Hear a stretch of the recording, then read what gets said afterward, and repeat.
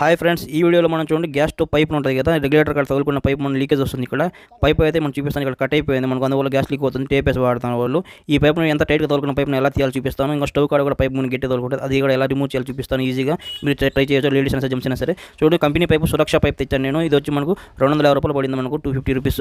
ఈ పైపు మనం తీయాలంటే చూడండి, మీరు కొబ్బరి నూనె వాడచ్చు. కొబ్బరి నూనె చూడండి, మీరు ఈజీ కొబ్బరి నూనె ట్రై చేయండి, డెఫినెట్గా వస్తుంది.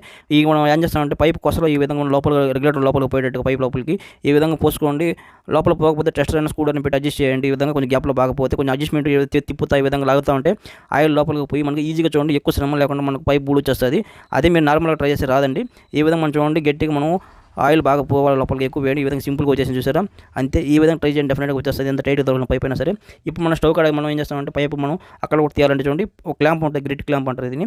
ఈ క్లాంప్ మనం ఓపెన్ చేసుకోవాలా, అంటే లూజ్ చేయండి స్క్రూ డ్రైవర్తో. క్లాంప్ అనేది ఈజీగా వచ్చేస్తుంది, ఆ తర్వాత పక్క తీసేయండి. ఇప్పుడు మనం ఇక్కడ పైప్ తీయాలంటే చాలా జాగ్రత్తగా తీయాలా, లోపల పైప్ ఇరగకుండా మనకు నీట్గా తీయాలా. ఇప్పుడు మనం చూడండి, ఎంత అయినా లాగని మీరు రాదు, అంత ఈజీగా రాదు. స్టవ్ కాడ లోపల ఏంటంటే లోపల మనం ఆయిల్ పోసిన కూడా వీలు లేదు. దీన్ని ఎలా తీయాలో చూపిస్తాను చూడండి. ఆయిల్ వేసి తీయాలంటే చూడండి, మీరు సింపుల్గా చెప్తాను. స్క్రూ డ్రైవర్ తీసుకోండి, స్క్రూ డ్రైవర్ ఆయిల్లో ముంచుకొని అక్కడ చివరన కొద్దిగా ఆయిల్ పడేట్టుగా స్క్రూ డ్రైవర్ తిట్టానండి. ఒకవేళ రాలేదంటే స్క్రూ డ్రైవర్తో కొంచెం విధంగా లేపండి పైకి. దాంట్లో జాలి ఉంటుంది, మన అంటే స్టీల్ కమ్మీలు ఉంటాయి, ఆ కమ్మీలు గుచ్చుకుంటే చాలా డేంజర్, బ్లడ్ వస్తుంది, జాగ్రత్త. ఆ తర్వాత లాగితే ఈజీ వచ్చేస్తుంది. చూడండి, పైప్ అయితే మనకు చూడండి ఎంత కోసుగా ఉంది. మనం స్టీల్ కమ్మీలు ఇవి ఇవే గుచ్చుకుంటే డేంజర్. ఇవి అంత ఈజీ కట్ చేయలేము. చాలా మంది అనుకుంటారు అక్సైడ్ పెడితే కట్ చేద్దామని. సింపుల్గా ఏం కట్ చేయలేదు, దాన్ని కట్ చేయాలంటే మిషన్తో కట్ చేయాలి, డేంజర్ ఇది. ఓకే, ఇప్పుడు మనం కొత్త పైపుని బిగిద్దాం. కొత్త పైపుని చూడండి, ఈ పైప్కి మనం 1.5 మీటర్ ఉంటుంది మామూలు కొత్త పైపు. కంపెనీ తెచ్చుకోండి, ఎందుకంటే లైఫ్ మనకు వస్తుంది. ఆ తర్వాత కొద్దిగా ఆయిల్ వేసుకోండి కొంచెం రెగ్యులేటర్కి, అంటే కొంచెం స్మూత్గా ఎక్కేస్తుంది. బిన్న ఆడోలైనా ఈజీగా ఎక్కియచ్చు. ఓకేనా, ఈ విధంగా చాలా టైట్గా ఉంటుంది. మామూలుగా ఆయిల్ వేస్తే కొంచెం ఫ్రీగా ఎక్కుతుంది. ఈ విధంగా టైట్గా ఎక్కించేసాను, ఫుల్గా ఎక్కేసింది, కొద్దిగా కూడా గ్యాప్ లేకుండా. ఆ తర్వాత మనం ఏం చేస్తామంటే క్లాంప్ అండి, ఇది 10 రూపాయలు క్లాంప్, ఒకటి 20 రూపాయలు మనకు 2 క్లాంప్స్ తీసుకోండి. పైప్ కొన్ని కాడే ఈ గ్రిట్ క్లాంప్ అంటారు, లేదంటే గ్యాస్ పైప్ క్లాంప్ అని ఇస్తారు. ఈ పైప్ మనం ఫస్ట్ మనం తొడుక్కోవాలి పైప్కి. ఆ తర్వాత కొద్దిగా ఆయిల్ తీసుకోండి, అక్కడ మనం గ్యాస్ పైప్ తెలిసింది అక్కడ కొద్దిగా పుయ్యండి అక్కడ.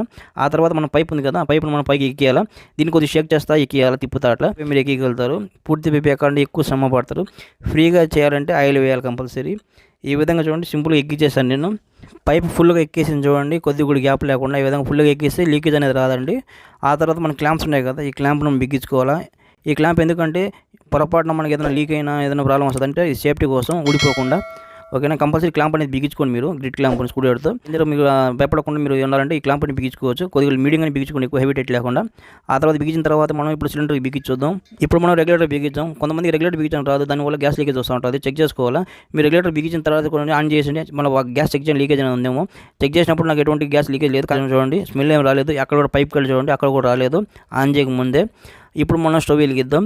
స్టవ్ అయితే వెలిగించాను, పర్ఫెక్ట్గా వెలుగుతుంది, ఎటువంటి ప్రాబ్లం లేదు. ఈ విధంగా ట్రై చేయండి డెఫినెట్గా. ఇలాంటి యూస్ఫుల్ వీడియోస్ చాలా చేశాను. గ్యాస్ స్టవ్ రిపేర్ అన్నీ ఉన్నాయి, నా ఛానల్ చెక్ చేసుకోండి. ఓకే ఫ్రెండ్స్, నా వీడియో నచ్చితే నా ఛానల్ సబ్స్క్రైబ్ చేయండి, షేర్ చేయండి, లైక్ చేయండి, కామెంట్ చేయండి. చూస్తానండి మీకు రెడ్డి జిల్లాని. బాయ్.